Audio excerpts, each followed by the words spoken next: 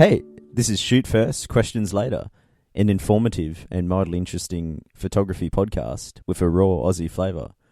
My name's Will, and next to me is Cameron. Hello. Who's looking like I made a mistake. You were close. This is my first time doing the intro, and I'm assuming I didn't do it right, Cam. You said interesting instead of entertaining. Oh, that makes me cringe. Well, anyway, if you've kept on listening to the podcast, thank you. And actually, I've never listened to an episode of this. Confession time. You tried to tell me. Yeah, I have to listen to every episode. Well, you edit because I edit it, but Will refuses. Yeah, I flat out refuse because I can see why. The second I listen, yeah, it's pretty obvious. No one wants to hear this, but yeah. Sometimes I say things that I am embarrassed by, and then I will not want to speak again. So we just got to let it go. Yeah, and you have the luxury of being able to edit it all out. Anyway, so here we are. This is episode 10. Yeah, we've made it this far. Yeah, Will's come back from a trip, so we've squeezed in a recording between travels, and also sorry for the lateness of this episode getting out there. As we mentioned on episode 9. There's just obviously a few times during the year where the weekly episode is just not feasible whatsoever. But here we are, squeezing this one in between travels. Yeah, and I think for this one, because Will has had such a epic little time away, we'll mostly talk about that, and then we'll get in. Yeah, we'll get stuck into a question. Yeah. But yeah, so it is shoot first, questions later. So let's talk about what we've photographed lately. And I'm just going to skip You've one-upped. Yeah, come on, man. There's literally just nothing of exciting. Nothing compares to about. my week. No, but in all honesty, you told me today that it's been a bit of a flat line with photos. Yeah, I did take some. What did I take them of? I don't know, but wow, that's good. Yeah, that's what I mean. Like there are photos. That I remember when we started this podcast, it was about the enthusiasm and the love, and you're doing a photo a day, and you're trying to encourage people to. Yeah. And now look at you, you're a crumbling heap. Yeah, you don't even have pants on, man. No, he does. So just clarify, he does have pants on. But yeah, I mean that just goes to show that it's pretty. I don't know. It's pretty casual. It's tough. It's hot. And yeah, the challenge. I'm not. And especially living what I'd call a normal life of a 9-to-5 job and short daylight hours here in Australia this time of year coming into winter. Yeah. It's not easy. So, all right, we'll let you off the hook this time. Yeah. If I think of a photo I took, maybe I'll mention it. It's been that bad? Well, just nothing? Nah, I think there has been stuff. Just little things on the fly. It's just too late, and I'm too tired to remember, right. I suppose. The listeners know where they're at.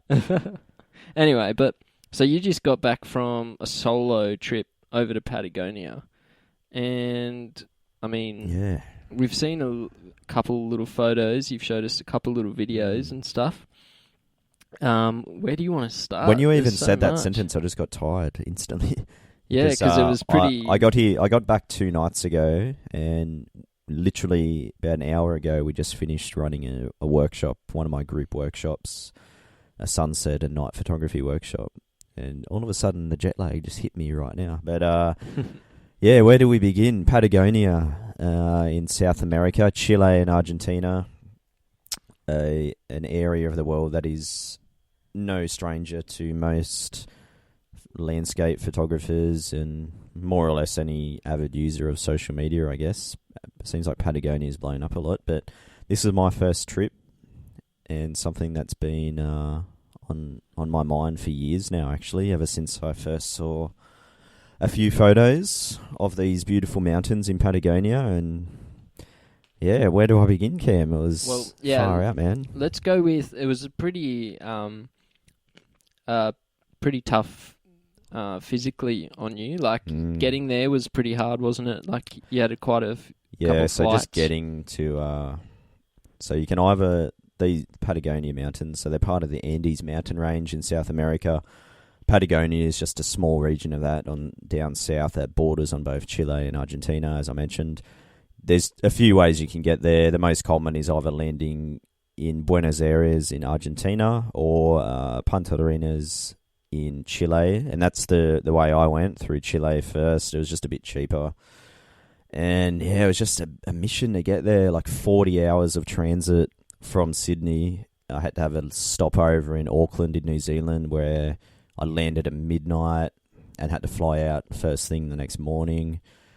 And then, yeah, that initial flight that way over was 4 direct flights in a row. So I think I finally got to my destination at about 10 o'clock at night. And then by the time I jumped in a car and got a few supplies and then drove, it's about a 4-hour drive from Punta Arenas to Torres del Paine National Park, which is the Chilean side of Patagonia. I think I got there at about 3 a.m. So that was the mission just to get there. So if you include all that, that's like almost 45 hours or something, which was just silly, plain old silly town. So you got to your location in very early morning. How long until sort of sunrise? Did you sleep in the car? Oh, actually, yeah. So I bought my camping gear, and this is more of like a backpacking camping type trip. I think I got there about 3 a.m. roughly, but this time of year in Patagonia, the sun's rising relatively late, 9 o'clock around when I first got there. 9 a.m. was sunrise. So I was able to get some sleep. I just slept in the car, so I just could not be bothered trying to camp anywhere that night. And what's interesting, Patagonia is known for its wild weather and wind and just fast-changing weather. And when I finally got into the mountains here, there was a little bit of moonlight around, and it was amazing the way it lit up the snow on the peaks. I really stood out in the darkness. But by the time I parked the car, I was in darkness again. The cloud moved in, the mountains were gone. And as I drifted in and out of sleep on the front seat of the car throughout the night, it was a different scene every time I opened my eyes. It was really bizarre. And I'd get excited like, oh, this will be sweet for sunrise. I hope it stays like this. And then I'd wake up again half an hour later or an hour later and look, and it would be completely clear. And I'm like, oh man, where's the cloud gone? And then it would be, I think it rained. The wind picked up like really wild, shaking the car around. And then by sunrise, it was like so calm, it was eerie, and there was a lot of dense rain cloud around. I actually ended up getting a big rainbow, and which is funny because even the car hire dude, he was like, well, why are you driving there tonight? Just relax and head out in the morning. But, you know, time is of the essence, and I don't want to waste any moments, especially golden hours. That's why I did do this ridiculous drive through the night. And I think even in my mind, I was thinking, you know, anything can happen. I don't want to miss a sunrise or a sunset. You can get a rainbow, you could get anything like that. And yeah, that's actually what happened that first morning. A beautiful rainbow across the sky. And I swear you just have this weird luck where you'll just stick your neck out for something and then it works out somehow for you. Starting to get known as a rainbow person as well. With heaps of always encountering rainbows on the travels. But So I suppose you got there. You've got this nice rainbow and stuff. Where did you go from there? Like, because you spent a lot of your time walking. You did a lot of those tracks. And that's the thing with Patagonia. And I plan to run a workshop here in the future. And this is what I don't know if people don't realise. I had a rough idea, but a lot of it is hiking. It's not the type of country where, let's say, the Canadian Rockies. You can drive to a car park, close the door of the car, walk 30 seconds, and then stand before a huge glacial lake with towering peaks above it. In Patagonia, you just don't have that luxury. There are a few areas where you can easily take photos from the side of the road, especially the Chilean side of Patagonia. That was quite simple. But once I went into Argentina, up into the region they have there in El Chalten, which is the closest town to where their Patagonia section is, it's like you can kind of see some of the peaks, but you just won't get a photo unless maybe you zoom in at 200 to 400 mil and you get a tight mountain shot. But if you want nice mountain scenery with a lake in the foreground or anything like that, it's minimum 10 kilometers one way most of the time. It's big hikes. And yeah, there was a stage where I could see there was a weather window on the Argentinian side for maybe 2 days of not rain, which is quite rare in Patagonia.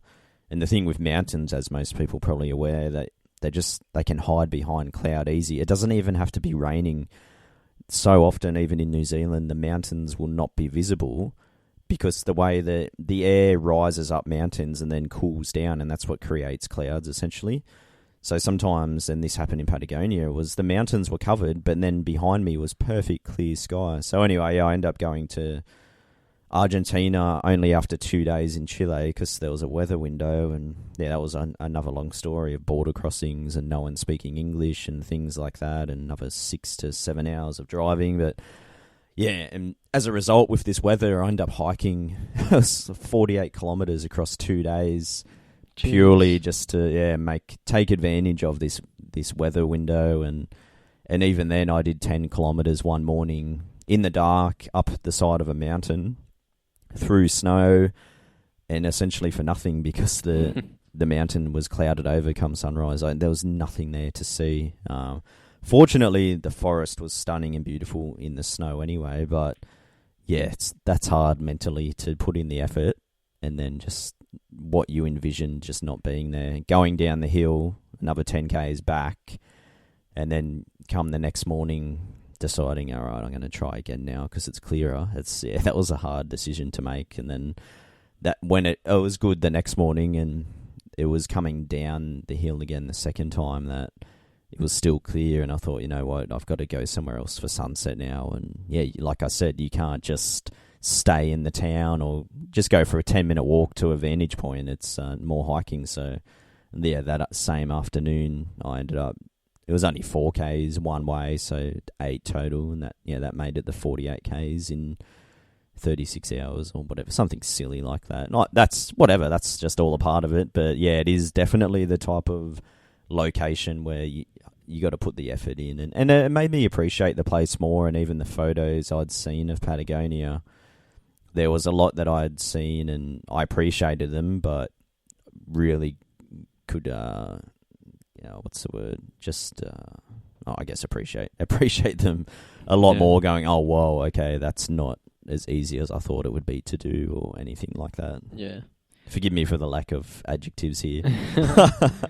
Let's talk about the photos now. So, like, what kind of I don't know, without using words like moody or something, no. What kind of photos do you reckon you were aiming for, and what photos do you think you walked away with? Like, was this sort of a bit of a landmark for you going forward? Because I remember building up to this trip, you wanted the photos you came back with to be different, to be sort of unique for the area. Yeah, it's hard. How do you feel? Because Patagonia, it's such a place that a lot of professionals have been to, and guys that are in the industry, and even some guys that I look up to from the States. And yeah, I don't want to go there, and it's not my thing to want to copy any. I don't want to go, oh, that's where that person went, I'm going to go there and try to do the same thing.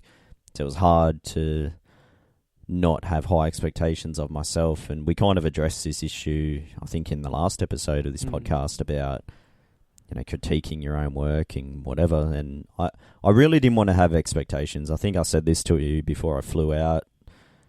As much as I obviously had hopes and certain ideas, I don't think it's good to do that, because especially with nature, things can go wrong, and weather or whatever it is, and you can really set yourself up for failure. So I just wanted to go there and maybe just express it through my own eyes and try to not do 100% what's been done before. And I definitely could see shots that I'd seen 100 times. Like, just on my travels there, I was like, oh, that's where people do that shot or that shot. And it's generally those easier to get to places. But sometimes the weather was just not cooperating, and it's like, well, I can't not really shoot here now, because going further would just be detrimental and a waste of 5 hours or whatever it was. So I just went into it with no expectations. I just wanted to experience it and just see it firsthand. And it's nice to travel solo, and I do like this alone time because it's such a great chance to connect with nature and just switch off. There's no phone service there or anything like that. And when you just have a camera in your hand the whole day, and the light there is quite soft because of the time of year, literally around the clock there was photo opportunities. And I was just continuously in photo mode, and whether it was the big grand scenes or the smaller, finer details, it's so cool to be in that 100% shooting mode, no distractions. Like I said, no service, so I'm not thinking about Snapchat or Instagram stories, and it's a special place to be. And I got to admit, like at the time, I thought I was getting stuff that I was happy with, but as always happens, you get home and kind of review things a bit further and go, okay, maybe I didn't do justice to what I hoped. I feel like it's just a place I could probably spend my life shooting and not do it justice, but I feel like that with New Zealand as well. Like what I feel is so much stronger than what I actually create. And that's the challenge, and that's what I love about photography. I don't feel like I could ever say that, yep, I nailed this shot here, or I did the place justice, but that's what keeps me hungry for more. And I walked away with what I believe is more shots than expected, and probably, given the amount of time I had there, I think I maybe had roughly 9 days total, and then maybe a day or two travel either side. So about 9 days actually able to shoot. And then once you can factor in weather and a little bit of driving in between, I think total I might have about 10 photos that people will see. And I think that's quite a high amount considering where it is in the world. 10 days. Like that's... So a photo a day, obviously, if you average it out.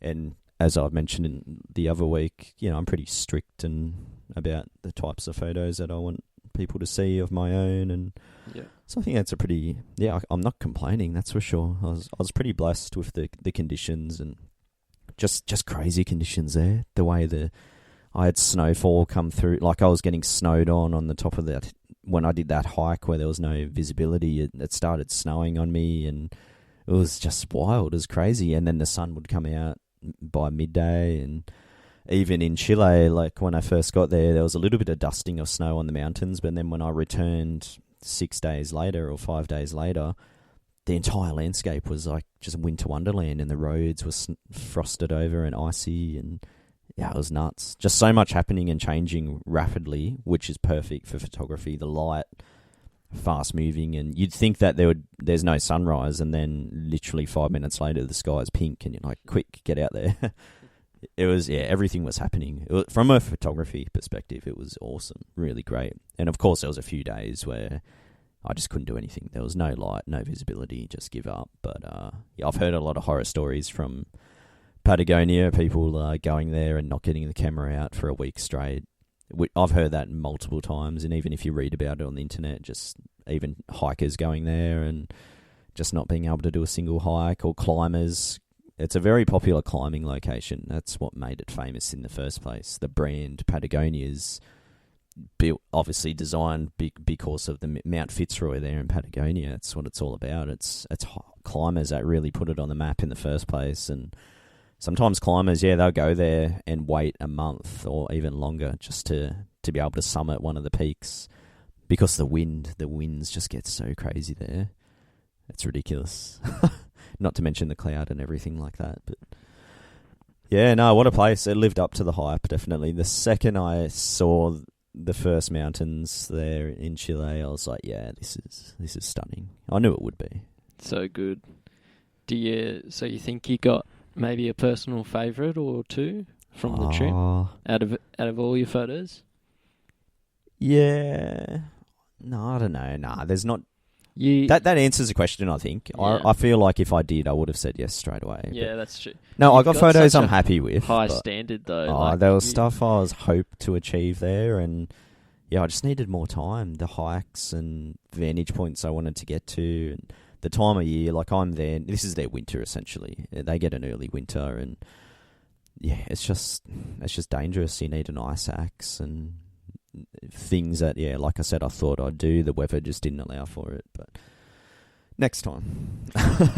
What sort of challenges did you face there with, obviously, weather, but how did that affect, like, what you were shooting, the gear you were using? Like, apart from, a clouded over sort of mountain, was there other sort of obstacles?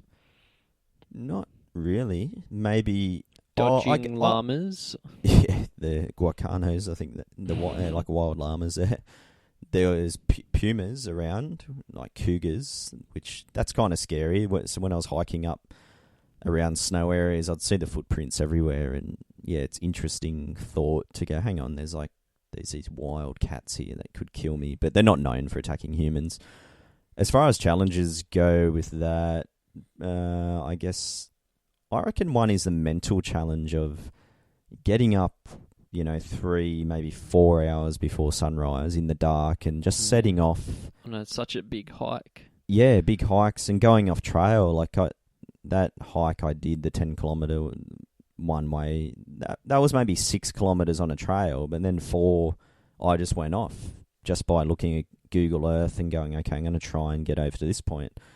And doing that in the dark and just having the mental challenge, or you can psych yourself out so easily. Like, see puma footprints and go, hang on, I'm alone here and there's no phone service and I'm from Australia, I don't belong up in the snow and the ice. And yeah, there was a few times where it was kind of easy and I'd just play music like on my phone that kind of just keep me going, because I don't know, like I'll admit it's easy to psych yourself out. If you had a friend there, no problem, you just talk and have fun. But yeah, when you're alone and you could very easily go, you know what, maybe I'll just play it safe and go back to the campsite or something or wherever. And this time of year this is their off season now. Everyone's there for the autumn colours, but that was 4 weeks ago. So now I did not see many people. I really did not. There was not many people around. There was nothing really open. It was bizarre, but I loved it. Like, that was awesome, because that meant I could really just switch off and no distractions. And I feel like I've really just grown as a person just from that experience. And even, the mental and physical challenge of, okay, I'm going to do that hike again now, because the mountains couldn't be seen that time. So yeah, this just to drag yourself out of bed again. And I knew what I was in for that time. Like, going back up that hill again, I knew every twist and turn, and it was kind of brutal, and the darkness, and like, a puma didn't get me last night, but maybe it'll get me tomorrow. Yeah. So I reckon that was the challenge, just that alone and not having someone there. Just to like maybe, mental barriers. But you know me, like I prefer with my personal stuff to just be alone, and I like shooting with friends and everything, but I just feel like, that connection you can have with nature, you just can't beat that. You need to be alone there and to feel it and see it all. But yeah, I reckon that would be the biggest challenge. Yeah. Definitely. Your photos you've got there that you've put up, that we'll also put up on our Shoot First on the Instagram. You've got 2 photos that you've shared so far. One of them was a telephoto shot of a mountain close up, and the other was a wide angle with some foreground and the mountain in the background. So how did you sort of deal with, not technically speaking, but sort of in your approach, how did you deal with the fine details of these mountains that have got windswept snow and light beams hitting them, but also being with such amazing foreground?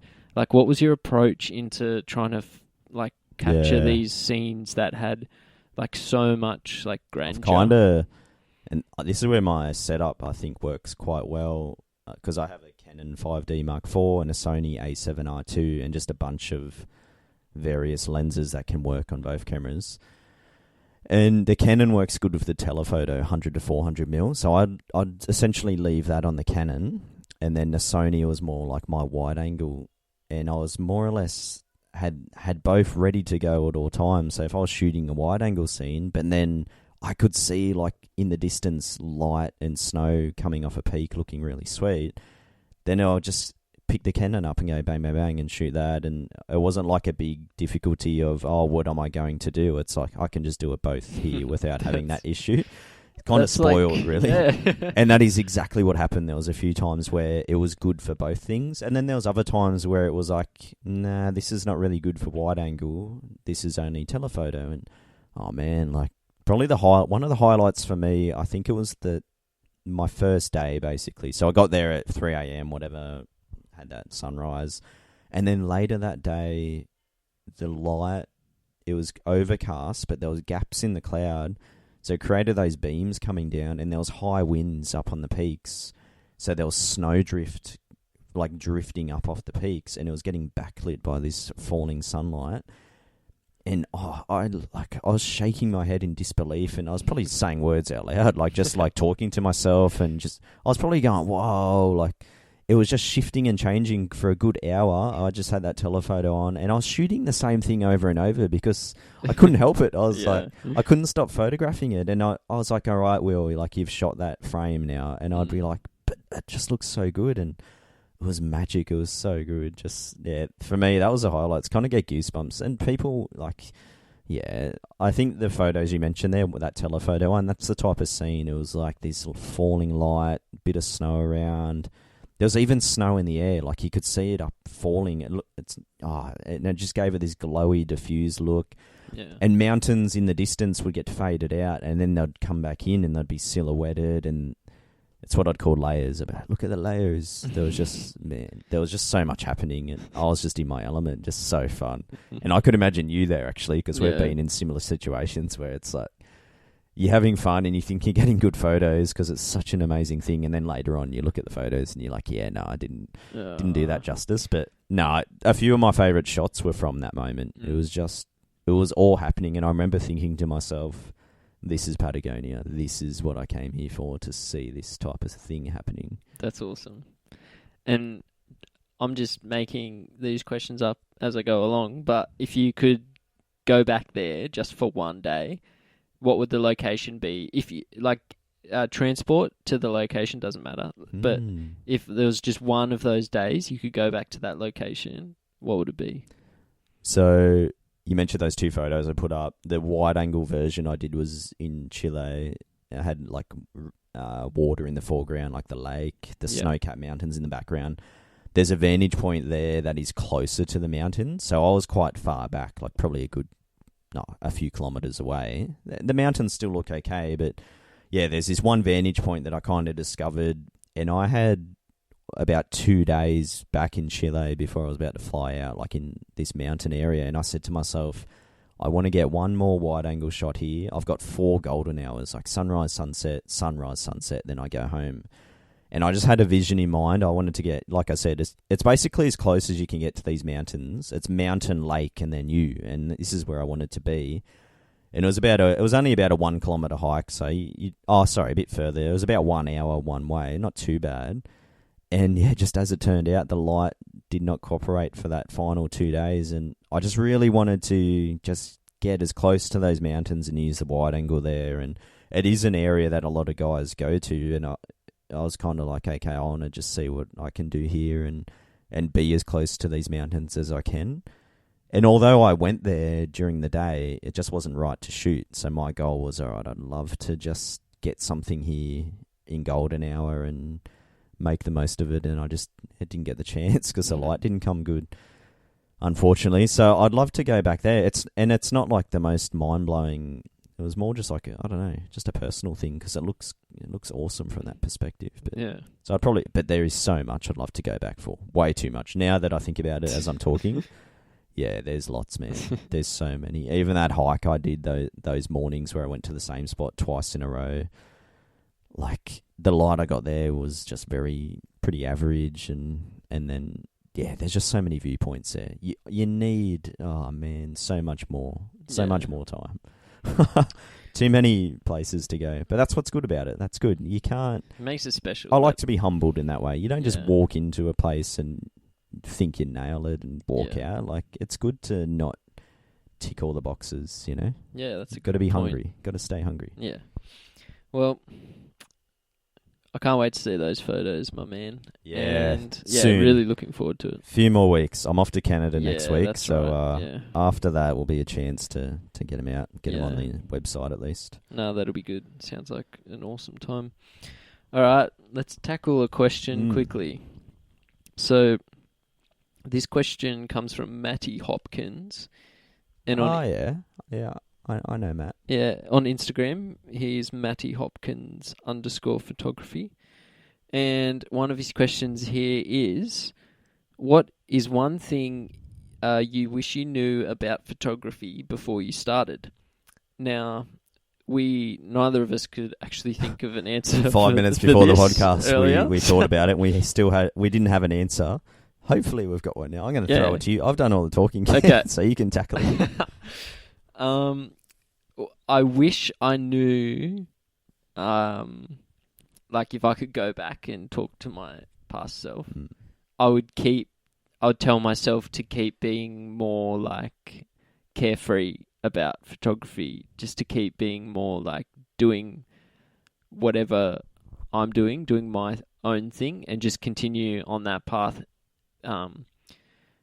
Instead of what I did, which I think was just like start getting too caught up in what other people do and doing that as well. So getting a bit over influenced and I used to get like caught up in like what genre I photographed. So what like my token genre was, because you always had landscapes, and I was like, oh man, like what am I? Like I don't know. And so I used to just do all these different things. Why am I here? Yeah, and like I just kept asking myself these questions. And I'd get excited because I'm like, this is you, man. You found your calling, and then a week later you change your mind. But like I was asking myself these questions that were pointless. I should have just kept doing, like before I got caught up in that, I was just doing and just having whatever. fun. Yeah, and I was having fun. And then when you overthought it, overanalyzed if I just kept doing that, things would have been fine. Yeah. And here I am. And now look at you, not even picking the camera up for all week. No, I took a photo today. That's a good point, yeah. So kind of tell yourself to don't really think about what others are doing or labels, essentially, and just do what comes naturally. Yeah, and if you want to take a photo of a portrait, then do it. And then if you want to go and make a composite image of something crazy, then whatever, just do it. And I, if for anyone that is like me, that overanalyzes a lot and overthinks things a lot, it can be good at some things, but I really don't think being a photographer and a creative it's a great idea. So I don't know, just try to like let that part of it, part of you go, because it's heavy, man. I know I can see your brain ticking as no. Okay. I thought you had like a response to that, like on a rebuttal. No, not really. No, okay, cool. No, I agree. Because it's hard. it is good, especially this social media age where you're just seeing. Yeah. Like I talk about it every episode, but just social media. You're just an old cranky man. I am. I sound so cranky. But there's so many presuppositions where you think you need to do a certain thing, and these people do this, so I have to conform to that, or this is trendy, I need to do this, or But if no one was looking at all that, then you just do what you wanted to do, and you'd actually have more fun. Yeah, and that's what matters, really. Yeah, I would just tell younger Cameron to just let go of any sort of any sort of idea of what he thought he should be photographing, and just do what came naturally. What about you? What's funny is from the outside it looks like you do that. Yeah, but obviously I think I'm working towards that. I don't see the internal debate you probably have. Because from the outside I just see you doing essentially that, like different things, but at the same time, I guess I've heard you. Yeah, I've seen you at these crossroads where you're a bit like, which direction to take and things like that. No, it's good. I'm glad that you said that you mentioned that you see me like that. Well, it seems like it. It's something that I'm working towards. So maybe I am sort of getting closer, and I just don't realise. But no, that's good. Oh man, I don't know. I'm not gonna lie, I don't know if I have an answer for this one, because I'm at a point where I'm really fortunate. Like I'm living off what has started as a hobby, and I feel like every little step along the way has got me here. So if I change too much, then maybe I wouldn't be where I am. Yeah. I can kind of relate a little bit to what you said. Not that I was changing style or genre, but I don't know, maybe I was a few times where I thought I should be doing certain shots. No, I don't know. If I could change, what would I tell myself?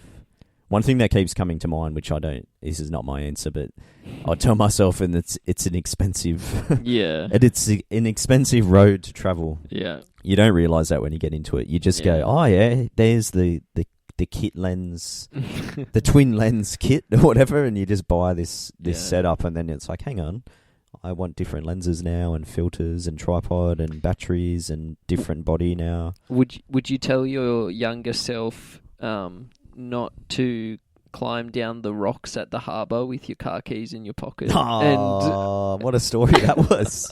Story time. Oh, that's a quick story time.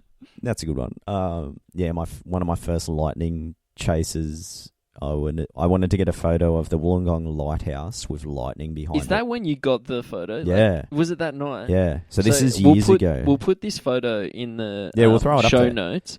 But it got in the newspaper and stuff, this photo, didn't it? It was a cover. It was the cover in the newspaper. Not because of this. It was that was it for a different reason. But it's cool that this story goes along with that photo. I remember thinking to myself, I hadn't even really photographed lightning at all much, but I was like, what would be an awesome lightning photo? And I just imagined the lighthouse in Wollongong with lightning next to it. And I thought that was almost impossible. I hadn't seen it before. And I thought I was just, it was a pipe dream. And eventually, like not too long after that, this is years ago, like probably been taking photos for a year at this point, a storm came through and it was coming in from the west. So I was looking west, had the lighthouse in front of me. And anyway, long story short, I ended up getting this photo of a bolt there. I couldn't believe it. Like I was just... It still holds up. Like, I'm still pretty happy with it. Yeah. And it started to rain. I took my shirt off to put it on the camera to protect it during the photo. Wait, so were you shirtless? Yeah. Sorry, I had shorts. No shoes on. I would have looked so weird. And standing near a massive metal conductor in a lightning storm. You're shirtless. Suicide. But this is what I got greedy, dude. I got greedy because I got the shot. I ran back to the car and I was like, no, just completely shocked. And then the storm moved out to sea. So I was like, well, why let this bad boy go to waste? So I ran out and started photographing a seascape looking, no lighthouse now, just water. And anyway, I eventually finished up. I was getting kind of wet, I was on these rocks, and it was pretty stupid in hindsight, actually, quite dangerous because the surf was coming in. And as I finished up, I realised that my keys were gone. The car keys were gone. I think my wallet, I can't remember if it was a wallet as well. I ended up having to find a fisherman who had a flashlight, and then I was looking everywhere. It was just, I would never find these rocks. It's the keys. It was water rushing over rocks, as you can imagine on a seascape. And anyway, I just kept on looking anyway. I think the phone might have been in there. And I ended up finding the car keys. They were in a pothole in these rocks as the whitewash drifted back out. How did they leave your pocket? Oh, just being in the ocean. I was in pretty deep water, kind of jumping around or, trying to get out of waves and whatnot. That just bounced out, I guess. And eventually I ended up finding the keys. Like I said, I think I lost the phone. Oh, okay. Not the wallet. Maybe it was the phone. I can't believe you even... But the fact that it was pitch black. This is darkness. Water rushing over rocks. I thought they were gone. I can't believe I looked, actually. Were you still shirtless at this stage? Nah, I think I had my shirt. That would look like some hobo there. Well, that's my keys. I'm wondering how long I even looked for. Probably a good 20 minutes or so. And oh, man, the rush of relief when I found those keys. Because it was a work car. In my old job, I had a work car. Yeah. And I was like, if I lose these keys, I can't get to work the next day. And then it was just this big pain in the butt. But anyway, that was a side story. Yeah, that was good. But those little things all added up. And it's good experience. You learn from that type of thing. But I really don't know what I'd tell myself back, old Will. I don't know. That's all right, mate. I think we can... I don't know. I think we can wrap up. We'll wrap it up there. Sorry, Matt, but the good question, man. Thanks for the question. Matty Hopkins _photography. No, Matthew Hopkins. No. Or it is Matty. Matty. Okay, Matty Hopkins _photography. He's got some nice photos too. So, thanks, mate. Good question. And if you want to send in your own question, you can email it to shootfirstpodcast@gmail.com, or you can hit us up on Instagram, which is @shootfirstpodcast. Shoot First Podcast, and we'll put in any of the photos we mentioned tonight. We'll throw them on there if you want to check them out. Yeah, it'll mostly be Patagonia, I think. Patagonia. And maybe if I find a photo that I took you're going to have anything? I've got Patagonia as a lightning lighthouse. Yeah, and I'll put my photo of my cat right next to your Patagonia. We'll see whose is better. All right. Oh man. But yeah, thanks for listening, guys. Not sure when we'll do the next one because Will's away. I'm off to Canada, but Yeah. you know what? I'm straight back after that trip, so maybe it'll just be a bit over a week. But yeah, we'll just see how it goes. But yeah, thanks for staying tuned. Thanks for all that positive feedback and reviews and stuff. It's really awesome. And yeah, we hope you enjoy, and we'll catch you next time. Thank you. Raggy. Yeah, just cut it. See ya.